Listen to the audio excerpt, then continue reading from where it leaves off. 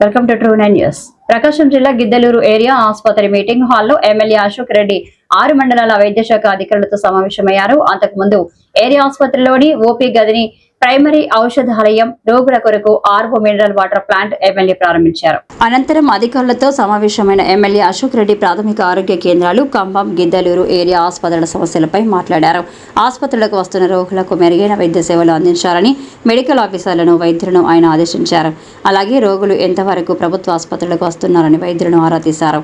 సిబ్బంది కొరత, కొన్ని ఆసుపత్రుల్లో వైద్యుల కొరత అంశాన్ని ప్రస్తావించారు. అలాగే ఏరియా ఆసుపత్రి సూపరింటెండెంట్లు గ్రామీణ ప్రాంతాల్లో మెడికల్ క్యాంపులు నిర్వహించాలని ఎమ్మెల్యే సూచనలు ఇచ్చారు. గత పాలకులు, అధికారులు గిద్దలూరు ప్రభుత్వ ఆసుపత్రి అభివృద్ధిని మరచి 100 పడకలు మారవలసిందిగా ఆసుపత్రిని 40 పడకల ఆసుపత్రిగా మార్చడంపై ప్రస్తావించారు. గిద్దలూరు ప్రభుత్వ ఆసుపత్రిని 100 పడకల ఆసుపత్రిగా తీర్చిదిద్దే వరకు విశ్రమించేది లేదని అన్నారు. ఇప్పటికే ఆసుపత్రి ప్రాంగణంలో అభివృద్ధి పనులు వేగంగా జరుగుతున్నాయని, సిమెంట్ రోడ్లు వేయడం, కాంపౌండ్ వాల్ కట్టించడం వంటివి పూర్తి చేయడం జరిగిందన్నారు. 108, 104 సర్వీసులు ప్రజలకు ఏ విధంగా సేవలు అందిస్తున్నాయో రికార్డులు పరిశీలించారు. నియోజకవర్గంలో 24 గంటల పాటు తెరిచి ఉండే ఆరోగ్య కేంద్రాల్లో వైద్యులు ఖచ్చితంగా ఉండాలని ఆదేశించారు. అక్కడ ఉన్నటువంటి నెంబర్ ఆఫ్ ఓపీస్ ఎలా వస్తున్నాయి, ఇన్పేషెంట్స్ ఎలా ఉన్నారు, ఇన్స్టిట్యూషనల్ డెలివరీస్ ఎలా జరుగుతూ ఉన్నాయి, టార్గెట్ ఇచ్చిన మేరకు కంప్లీట్ చేస్తున్నారా లేదా అనేటువంటివే కాకుండా అక్కడ ఏదైతే వారికి సంబంధించినటువంటి క్యాడర్ స్ట్రెంత్ ఎంత ఉన్నారు, వారికి ఈ స్టాఫ్ ప్యాటర్న్ లో వారికి ఏదైనా తక్కువగా ఉన్నట్లయితే సంబంధిత అధికారులతో కానీ లేదా గౌరవ ఆరోగ్య శాఖ మంత్రితో కానీ, గౌరవ చీఫ్ ప్రిన్సిపల్ సెక్రటరీ గారు హెల్త్ కి సంబంధించిన వారితో కానీ, డైరెక్టర్ హెల్త్ వారితో కానీ మాట్లాడి ఇవన్నీ ఫుల్ఫిల్ చేద్దామన్న ఉద్దేశంతో ఈ సమావేశాన్ని ఏర్పాటు చేశాం. ఈరోజు గిద్దలూరు ఏరియా హాస్పిటల్లో తీసుకుంటే గతంలో 100 పడకల హాస్పిటల్ కింద నేను శాసనసభ్యుడిగా ఉన్నప్పుడు అప్గ్రేడేషన్ చేయించినటువంటి హాస్పిటల్ కి దురదృష్టవశాత్తు ఆనాటికి ఉన్నటువంటి ఎవరైతే హాస్పిటల్ సూపరింటెండెంట్ గా ఉండినాడో అతని యొక్క అనాలోచిత నిర్ణయం కూడా 40 పడకల ఆసుపత్రిగా కాబడింది. దీన్ని మరలా నేను మిగతా 60 పడకలు పెంచేదానికోసం ఇటు ప్రక్కనే కన్స్ట్రక్షన్ కూడా స్టార్ట్ చేయించాను. హాస్పిటల్ ప్రిన్సిస్ లో పరిశుభ్రంగా సిమెంట్ రోడ్ వేయించాను, చుట్టూ కాంపౌండ్ వాల్ కట్టించాను.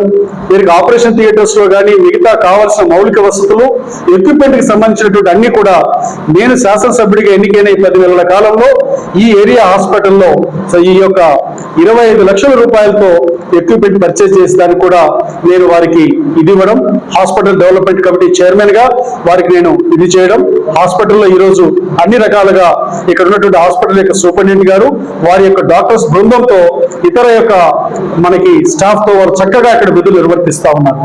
నేను ఒకటే చెప్తా ఉన్నాను, ఈ సమావేశంలో కూడా నేను హాస్పిటల్ సూపరింటెండెంట్ గారికి కూడా నేను చెప్పాను, మీరు మెడికల్ క్యాంప్స్ కండక్ట్ చేయండి.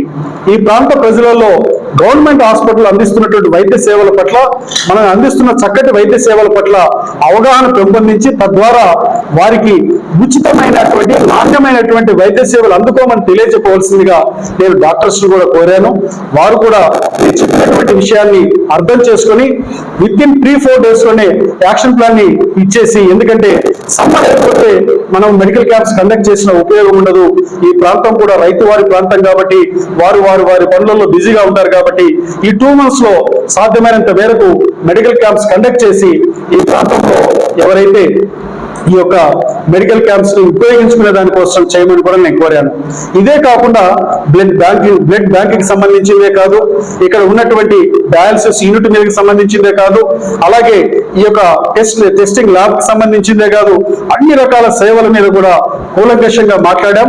తప్పకుండా ఈ ప్రాంతంలో